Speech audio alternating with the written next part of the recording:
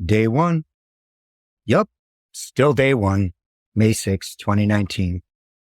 So that just happened.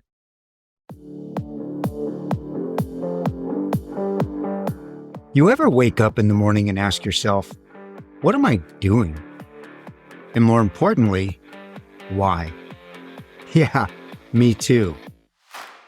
Hi, my name's Craig, and this is my story.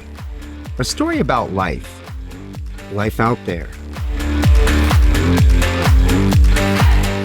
For visuals while listening, search Life Out There on your favorite social media platform or use the links in the podcast description.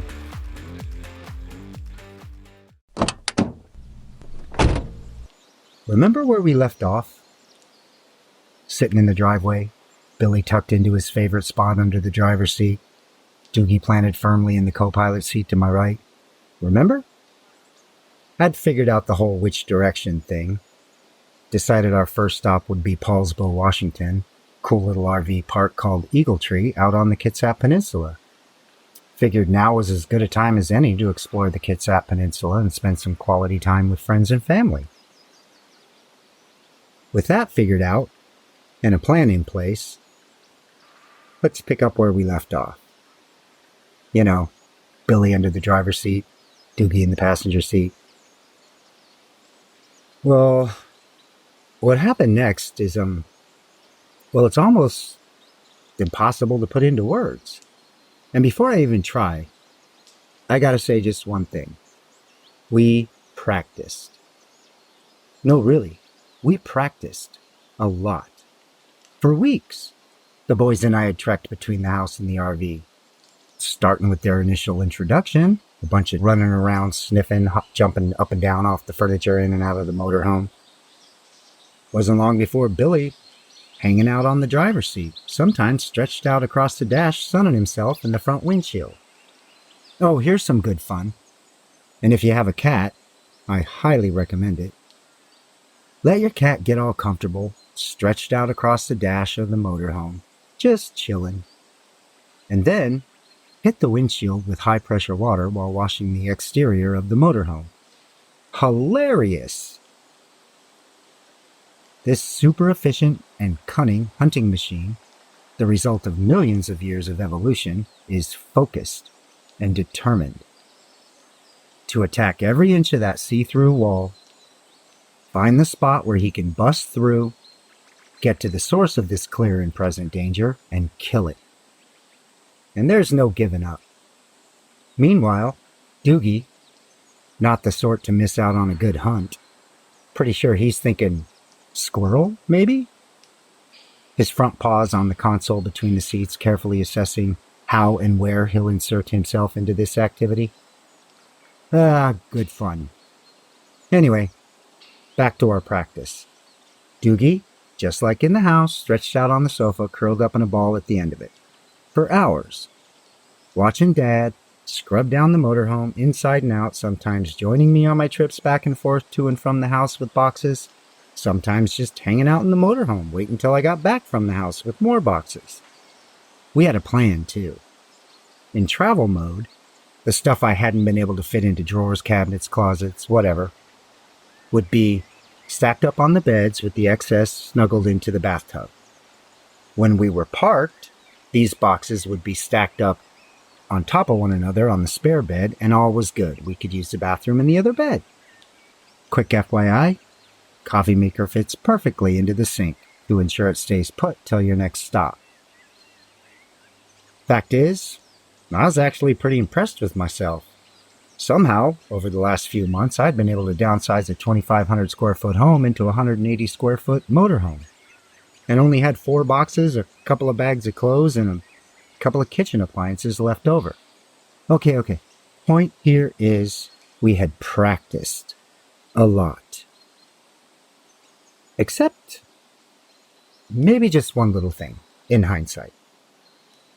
We didn't actually go anywhere in the motorhome. I didn't start it, do a dry run around the block. Nope. We didn't actually go anywhere in the motorhome. But wait, come on. give me a little bit of credit. They both loved car rides, hopping in the car for a trip to the vets, to the park, even just hanging out in the car while Dad was in the grocery store. They were down. They never freaked out when the car moved. I didn't think that would be a thing. I just focused on them being comfortable in their new little, fort on wheels in the driveway, maybe? So here's what happened. In my head, I'm seeing some kind of cross between a Abbott and Costello bit and a Wile E. Coyote cartoon, maybe. But in real life, I didn't actually see a lot. I remember Dougie in the co-pilot seat. Now looking back, maybe it should have occurred to me that this was a little different. He wasn't in that spot on the corner of the couch. He was in the co-pilot seat, studying Dad. I remember Billie tucked in underneath the driver's seat. That made sense, right? Dad was in the driver's seat, so naturally Billie would just slide in underneath it. I remember starting the motorhome, putting it in reverse. I remember it starting to move.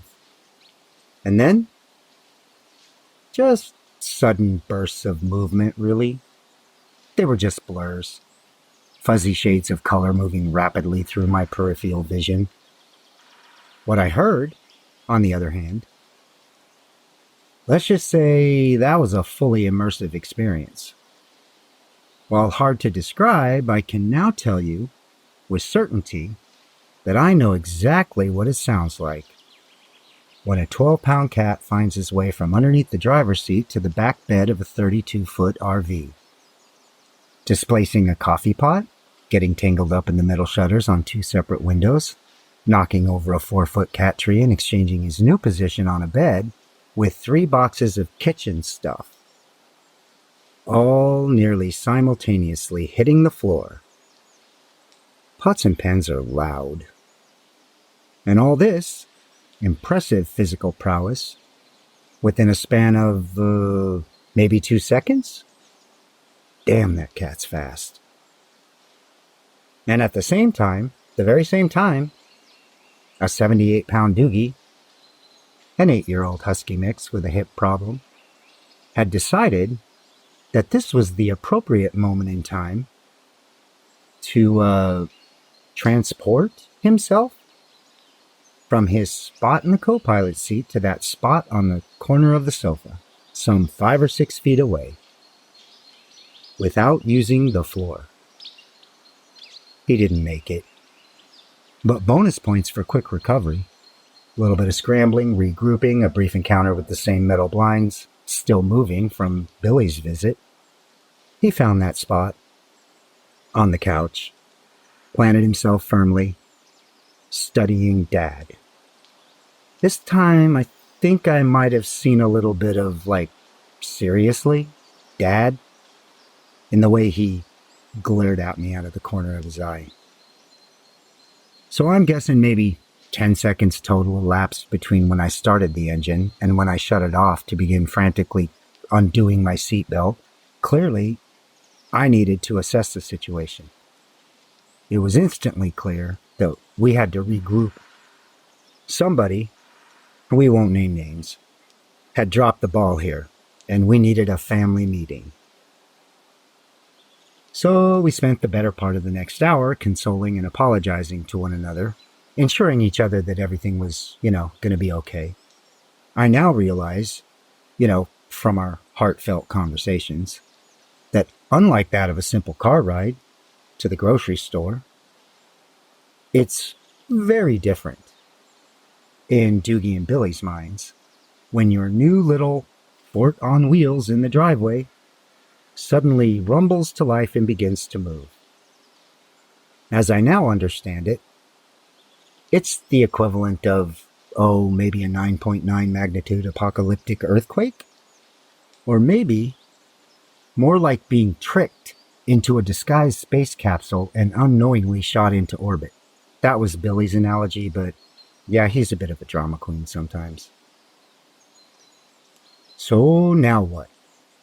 Let's face it, the reality is our options are pretty limited at this point. It's not like we're moving back into the house we don't own anymore. We had to give it another go.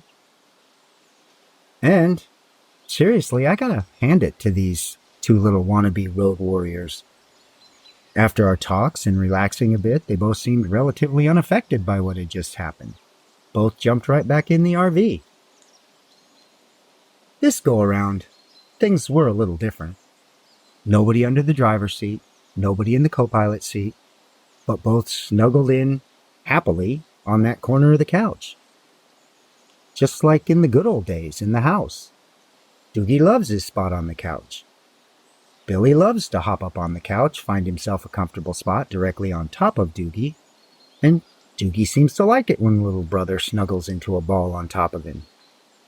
And there we were, ready to go. For real, I thought, this time. So we backed out of the driveway, hung a left on 34th, then a right on down the hill to 705, out to Highway 16 across the Narrows Bridge, and headed north on Kitsap Peninsula. We were off and running. Me constantly looking back at the boys, telling them how awesome they were. My brave little men. How much fun we were going to have. It's all good, right? Then somewhere just outside of Bremerton, I glanced back, and no Billy. Where did Billy go? And why does Dougie look all wet? Is Dougie all wet? And why is Billy missing? How is Billy missing? At 55 or 60 miles an hour down a 4-lane freeway, I quickly applied some deep analytical skills, assessed the situation, and concluded that the best course of action was keep going. I had to get off the freeway. He certainly couldn't have... there's no way out of this thing. I checked. So 5 more miles up the freeway into Bremerton, constantly looking back, asking Billy where he was, no answer, while wet Dougie is now refusing eye contact with Dad. And I'm getting some real serious stink eye. He's not happy with Dad. Within minutes, we're pulling into a Walmart parking lot and finding a spot in the back. Then it's up and down the motorhome. Billy, where are you? Seriously, Billy? At this point, I've checked everywhere. Dougie's watching my every move. I don't know why, but I'm opening cabinets, closets, drawers, opening the bathroom door, checking in there. I might have even checked the microwave and the oven, I don't know. At this point, I'm sweating more than a little. My mind's racing. What, did my little buddy find a way out? I've checked all the windows. Hell, even the roof vents. Everything's still closed, but no Billy. I'm actually starting to consider what it might sound like on the evening news. And the license plate of my motorhome's being shared with the entire Puget Sound. The news anchor explaining how witnesses saw a cat climb out of a roof vent on an RV traveling north on Highway 16, midday traffic. Cat still missing, the on-scene reporter notes. Crap. This is hell. Being a parent sucks. And apparently being a bad parent sucks worse. And then I saw it.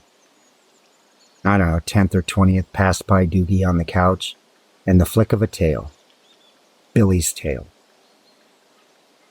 Is he under Dougie? Is a 78-pound dog really laying on top of a 12-pound cat? Is that what's happening here? It's happening. Anyone that knows Billy knows that nothing happens to Billy that Billy doesn't want to happen to Billy. It's a cat thing. Well, except for that whole, being tricked into a disguised rocket ship and shot into orbit. Anyway, gently shifting Dougie to the side and extracting Billy, I'm now realizing that Dougie is not the only wet pet here. They are both super wet. And it's not water. It's I'm going to just say it. Somebody's had the piss scared out of them, and I don't know which one. Maybe both? But at this point, that doesn't really matter, does it? It was once again clear that our afternoon plans had changed. We'd be having another family meeting. This time on a Walmart parking lot, and our family meeting would include baths, lots of towels, a good deal of sofa scrubbing, and multiple trips into the Walmart for cleaning supplies. Thank goodness I filled up the water tank before I left. First, all the boxes out of the bathtub, everything stacked up onto one bed. Then bath number 1 with Billie. Once he's all wrapped up in a towel and snuggled in onto the other bed, it's time for bath time with Dougie. Then, scrub the couch. 3 kitchen sinkfuls of hot soapy water later, scrubbing down cabinets, mopping the floor. More scrubbing on the sofa. Then it's time for Dad's shower. Fresh set of shorts, flip-flops, and a t-shirt for Dad, then a run around the parking lot with each of the boys, letting them shake off their baths. Finally, things start settling down. And we are way behind schedule now for our check-in at Eagletree. So I throw all the dirty towels and laundry into the tub, pile in the boxes, stuff dirty clothes and towels all around them so nothing can move. Another quick kitchen sinkfuls of water just to, double check. Cleaning up piecemeal is not fun. And then put the coffee maker back together and back into the kitchen sink. And we make one more cautious attempt at movement and head to Eagletree. I was kind of relieved that I'd gotten this whole mess kind of back around to somewhat normal before hitting the RV park. Certainly didn't want our new neighbors thinking a clown car had just moved into the neighborhood. Office was closed, so we did overnight check-in. Exhausted, so just plugged in the electric. Decided I'd unhook the car and do the rest of the setup in the morning. Popped a pizza in the oven for dinner, fed the boys, quick walk around the park. 3 of us hit the sack for a movie, and hopefully a good night's sleep. Let's face it, we're all pretty beat at this point. Awoke the following morning to a beautiful day in the Pacific Northwest. Boys were in great spirits. Ready for their morning walk, some breakfast. Like nothing out of the ordinary had happened. I gotta say, these guys they're pretty amazing.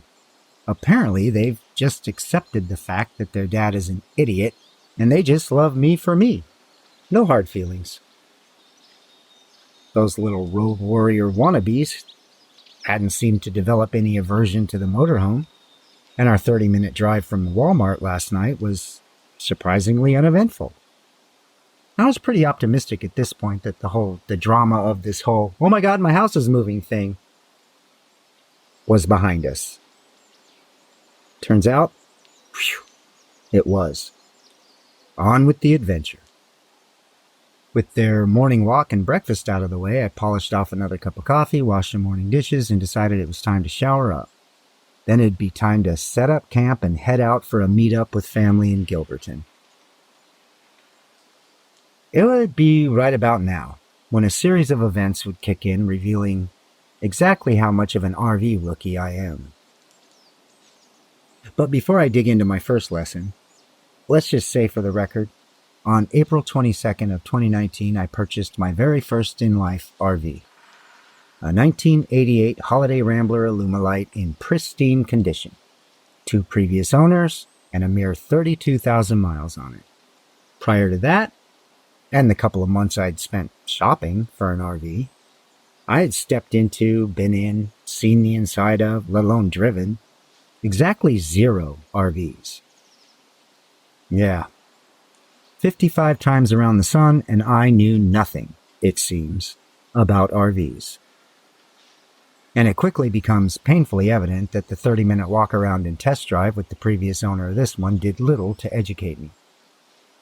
I was about to learn that RV ownership would come with a pretty dang steep learning curve. Back to our beautiful spring morning. As I begin to remove boxes and laundry from the bathtub, stack them up on the spare bed and shower. Let's just start with the facts. I can now tell you with certainty that if you fill your freshwater tank, and said freshwater tank has a capacity of 55 gallons, Oh, I know this now because I looked in the book. And then you empty the freshwater tank, or close to it, by taking showers, baths, cleaning up pet-related catastrophes. All that fresh water is now called gray water. We'll get to black water later. Once it's called gray water, it's deposited into the gray water tank. Genius, right? See, here's the thing. My gray water tank, the place where all the water goes after it's done being freshwater, has a capacity of 30 gallons. I know this too because, I looked in the book. If one deposits nearly, almost all of the freshwater tank into a 30-gallon gray water tank, where does the extra water go?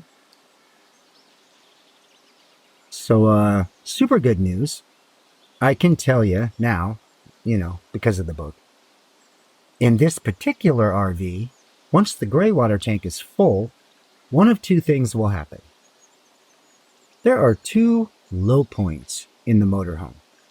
The first is a valve below the bathroom sink, which, assuming you had opened it, will deposit the excess gray water onto the ground at the rear of the motorhome. I had not opened it. The other low spot is, you guessed it, bathtub. You remembered what I had put in the bathtub, right? And there you have it.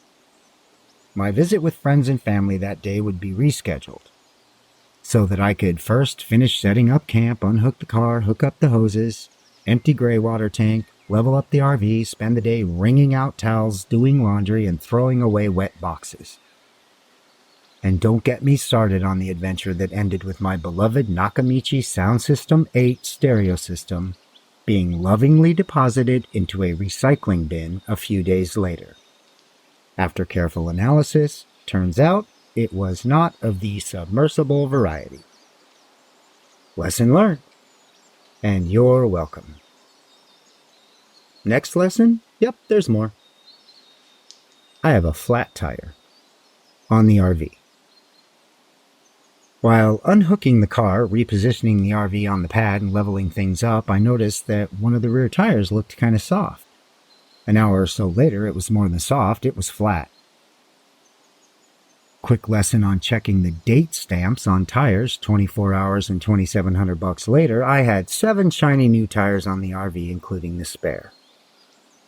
See, what I learned is that tires are date stamped during manufacturing, and the typical RV tire is rated to last some 5 or 6 years. Some even recommend replacement, regardless of wear, every 3 years. Of course they do. RV tire manufacturers don't even give you a total mileage estimate. They don't guarantee it based on how many miles you put on it, because average mileage on an RV tire varies pretty widely. What does not vary so much is that tires on RVs much more frequently age out, or become what I now know is called date checked. All my tires looked great. Tons of tread on them. They only had 19,000 miles on them. That's all I looked at. I did not look at the date of manufacture, which was 2009. This is 2019, so yep, date checked. And there you have it, another handy lesson learned. And again, you're welcome. The next lesson would come a few days later. I had just crawled out of bed, started a pot of coffee, headed to the restroom before hitting the shower when I discovered the toilet was backed up. Crap. Literally. A quick double check that I had opened the valve and everything should be working fine, but still backed up.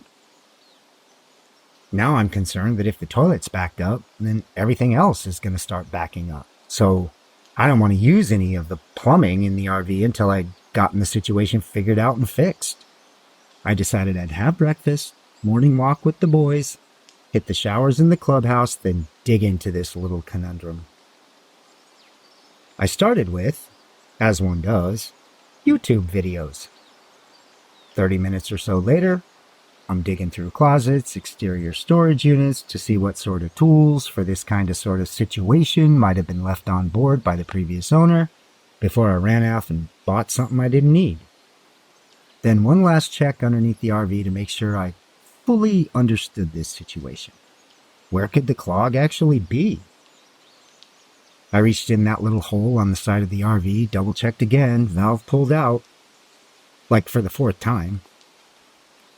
As I crawled in underneath the RV and started to study the underside of the RV, one of my new neighbors, Jim, walked up. I rolled out from under the RV, introduced myself. Turned out to be a super nice guy, Jim, from Wyoming. He and his wife had been making the trek to the Kitsap Peninsula for years, said it was one of their favorite places to visit in early spring. He had commented on how impressed he was with my motorhome, how well taken care of it was. Looks like a time capsule, he said. Then he asked if I was having problems. I explained that I seemed to have a clogged toilet, and I was just trying to figure out where the clog was and how I might handle the situation. Jim walked over to the rear of the motorhome, reached into the little hole, pulled, gray water tanks open. But then he knelt down and reached under the motorhome and pulled another valve, creating a very audible whoosh. In doing so, he calmly said, "Well, you need to open the black water tank as well." "Black water tank?" I repeated, embarrassed. "Yeah, there's 2 tanks." "Yup," Jim stated. And then he graciously went on to explain that you should always empty the black water tank first, then close it, empty the gray water tank. See, the gray water tank helps to ensure that the evacuation line has been fully flushed out. And it's never a good idea, he went on, to open both tanks at the same time and then leave them open during extended stays. Always keep them closed until they're full and then empty them in the correct order. You certainly don't want to deal with a poop pyramid. "Poop pyramid?" I asked. At this point, my brain's locking up. I'm trying to absorb why, in the history of the English language, there had been a situation in which we would need to put the words poop and pyramid next to one another in a sentence. Jim explained it to me. I won't bother you with the details here. If you're dying to understand the physics of a poop pyramid, just Google it. Thank goodness Jim had saved me from a poop pyramid. So, no more clogged toilet. Another lesson learned. Thanks, Jim from Wyoming. I'm sort of feeling all fulled up on lessons for right now. Yeah, and I can almost hear you. Should have read the book before you left, buddy. Shut up. I'm a guy. What guy reads the dang book? Before he has to, anyways. Next thing you know, you'll want me to ask for directions. Don't be silly.